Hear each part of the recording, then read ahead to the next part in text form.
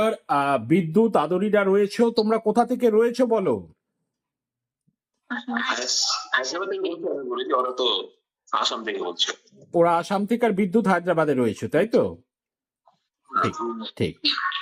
কে বলে দেওয়া হলো যে সরাসরি 20 টাকা দিয়ে একটা ধূপকাঠি কেনা হয়েছে এবং সেটা লাল এবং সবুজ কালারের কানেকশনে থাকবে, তাই আছে তো?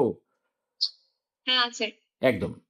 সরাসরি অনলাইন কনসালটেন্সি করলাম। ললিতা আদরি বিদ্যুৎ, তোমরা যে আছো, ললিতার বড় আছো, আজকে বলা হলো যে কে প্রসাদ দিয়েছে তার নাম পর্যন্ত কোট করে দেওয়া হয়েছে এবং সরাসরি ভাবে যে তোমরা আজকে যে অষ্টপ্রহরে গেছিলে সেটাও অলরেডি কানেকশন করা হলো এবং সাবান পর্যন্ত কোথায় কানেকশন করে রাখা আছে সেটাও বলা হয়েছে। সব মিলেছে তো ঘটনাগুলো?